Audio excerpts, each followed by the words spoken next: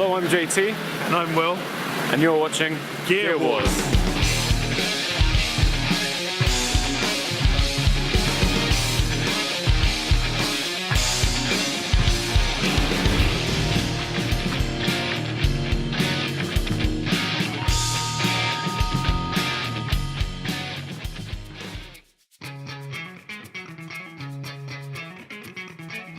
So today we're in Liverpool, so of course we're going to do a Beatles theme.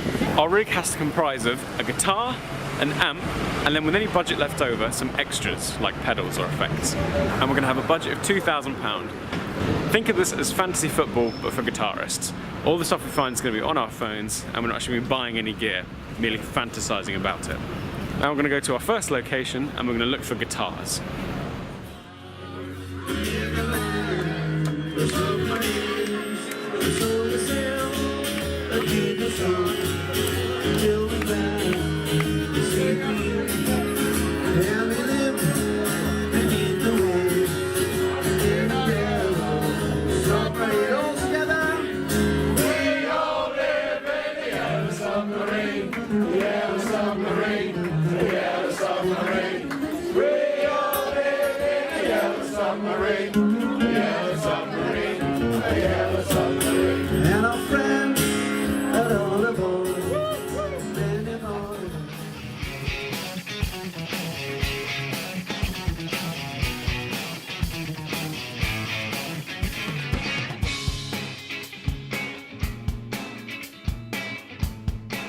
So we're here at the Tea Parlour at Matthew Street, and we've just come from the Cavern Club to draw. We went there to draw some inspiration for our rigs, and it's a really cool place. Highly recommend it. We're going to decide on our guitars. It's the first stage of our three-part journey. What we've also decided is that I'm going to go for the sort of old-style Beatles rig, so very, very simple. And then Will.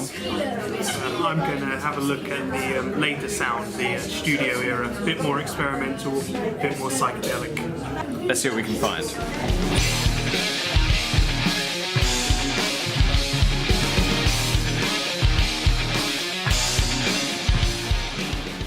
I've narrowed down the guitars to two options.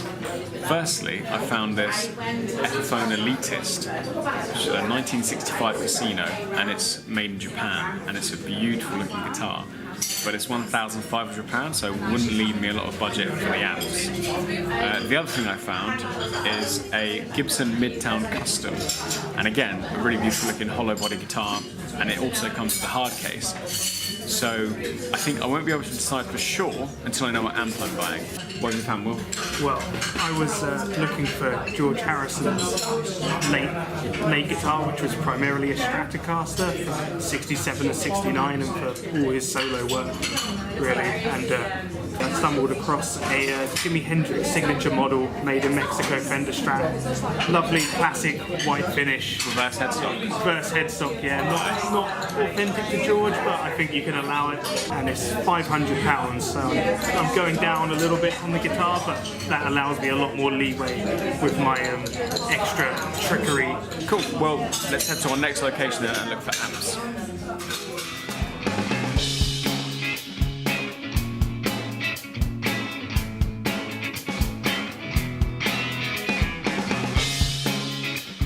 So, Will and I decided to go to the cathedral for our second location. And I promise this isn't like the JT Guitar Cathedral Tour of Britain. It's just, to be a city in Britain, you have to have a cathedral. So everywhere I've been so far seems to have a cathedral. And it is huge! Look! This, it doesn't look so big on camera. Trust me, it's huge. Why are they so high? Why are they so high? Do you think they thought God was going to sit in one day? He could. Here, he'd fit. So we're now at the very, very impressive Liverpool Cathedral, and we're here to pick amps. Now for me this is a bit of a no-brainer. It kind of has to be a Vox AC30. So I found one on eBay which was £720, and which means I can't buy the Epiphone Casino, so I'm going with the Gibson, I can't remember the name. Gibson Midtown Custom instead. which means my guitar and amp combination comes to £1,420. So I've got, what is it, £580 left over. So for my extras segment, I might just buy another guitar if I can. So what have you found then, Will? Well, it was actually quite hard to find George Harrison using anything that wasn't a Vox. But towards the end of their kind of gigging life, and most famously, as you showed me on the final Rooftop performance they used, they actually a few shots of the Beatles using Fender amps. So Gumtree not providing me with what I needed, I went to eBay this time, and I found a Fender Concert Blackface 60 watt all valve. So huge amounts of headroom, early 90s model as well. So it's a beautiful thing. Almost vintage now, £400. That's crazy. It's so good. I wish I had enough money to actually go and buy it right now, because I definitely would. So what have you spent in theory so far? Oh, I've got heaps of money left. I've done 500 on the Strat, and 400 on the amp. So I've 1,100 for extras. Yeah. Mostly extras. Yeah, I'm all about the extras.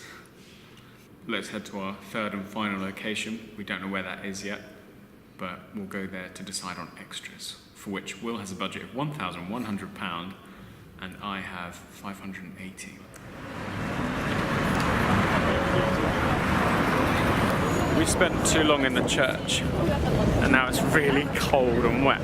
But on the flip side, there is at least a German market, so we're going to go through there on the way to our next destination.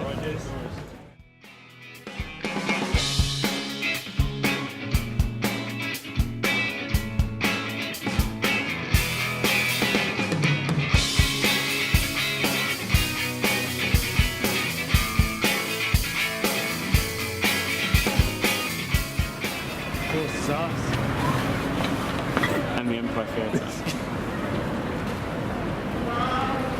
For our last location, we thought we'd film at the Empire Theatre, as it's the last place that the Beatles played in Liverpool.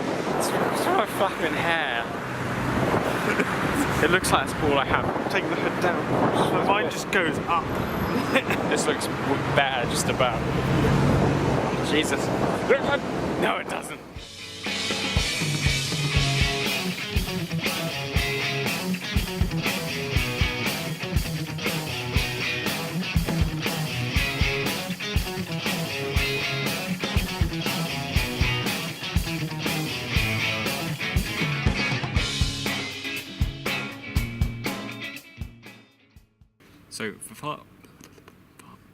So for part 3 of our Beatles-inspired rig, we're here at the Empire Theatre in Liverpool, which the staff have very kindly allowed us to film in. And so I thought, because I've got £580 left on my budget, I'd try and get an acoustic, because obviously a lot of the early Beatles songs have acoustic guitar.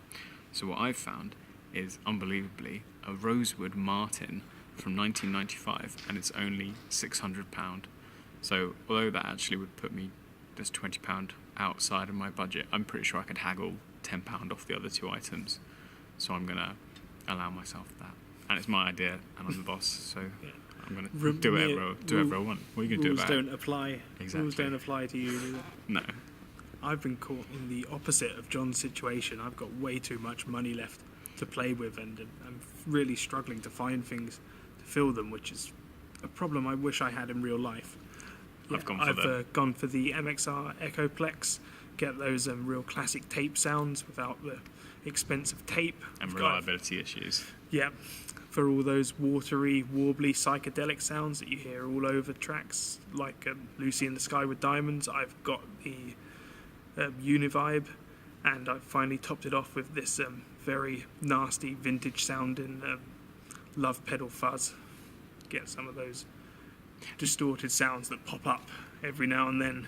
It's crazy how much stuff we found within 30 miles. I mean, it's Liverpool, and Liverpool is crazy musical, but it just goes to show how, like, you know, if you're struggling to afford stuff from the shops, there's just so much available in your local area. And I mean, the Beatles' influence runs incredibly deep. I mean, I've never seen so many Gretches and Rickenbackers just in music. Yeah. In every music shop we've gone past. It's in the music shops, and also when we're looking on eBay and on Gumtree, there's just loads and loads of hollow bodies and old Fenders and Voxes.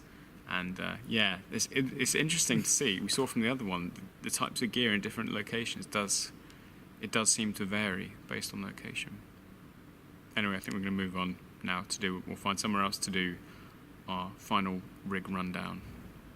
We're back in the hotel room now, and I decided on my stuff earlier, but just as a reminder, my final rig is the Gibson Midtown Custom electric guitar with a Vox AC30 C2, which is the 30-watt all-valve with greenback speakers. And then as my extra, I decided to actually get an acoustic, so I got a Martin acoustic, which is called the Martin D1R, and it's a 1995 acoustic. And it should be a really, really good one. I think that would get you a really good early Beatles sound. Now, Will's is a bit of an epic list. What have you got, Will? Yeah. Well, the quest for trying to fulfil the brief continued, and I'm still hugely under budget, which I guess is a good thing, but it doesn't feel like I've lived the fantasy aspect of this game to the fullest. I've had to actually write a list. I can't remember it, so sorry. Okay, Hendrix Strat. Fender Concert Blackface 60-watt. MXR Echoplex. MXR Univibe. Love Pedal Super Sick Tone Fuzz, Boudoir, and a Vox Delay Lab. And my total has come to £1,523.49. I'm still nowhere near it, but I'm limited by what we could find. And yeah, if I was actually doing this, I'd be over the moon. Yeah, because you found so much stuff. I think what this goes to show is kind of the point I'm trying to make with these videos, which is that there's so much good second-hand gear out there. And it just pays to have a look what you can get in your local area before, necessarily ordering stuff from far away. And you'll often find it's much better value. And, worst case scenario, you could buy a second-hand guitar, and if you're not sure, take it to local guitar shops, get them to set it up for you. But, yeah, I think it's safe to say Will's won this because he's under budget and he's got so much gear. But do comment in the comment section below, vote for who you thought put together the best rig, or tell us how you'd have done it differently. It's a lot of stuff, but quantity doesn't necessarily make quality, as I'm sure. Yeah, well, which would you have? Vote below. Yeah. John's rig or Will's rig? Anyway, you've been watching Gear Wars, and I just want to say, hats off to Liverpool. Liverpool's amazing. This is my first time here, and I've been really blown away. It reminds me a lot of Nashville. If you really like Nashville and you want to try somewhere similar in the UK, check out Liverpool. It's got an amazing music scene. There was music everywhere. It was really cool. Music shops everywhere. The Cavern. Loved the Cavern. Awesome. That was really cool. That was like a shrine to pop music. I'd recommend it to anyone. It's like a full-blown club. It stays open till 3 a.m. There's a bar. Yeah. You could easily lose a whole day in there. And there are actually 2 stages as well. Yeah. 2 live stages all going on at the same time, all day and all night. And it was, before 8 p.m, it was only £2.50 to get in, which is insane. Yeah. It's a musician city. Yeah. I'll be back for sure, and perhaps Will and I will be back as well. But yeah, and thank you to the Empire Theatre for letting us in and to film there. But anyway, thanks so much for watching. Don't forget to like and subscribe if you'd like to see more. I've been JT. And I've been Will. And we'll see you next time. Take care.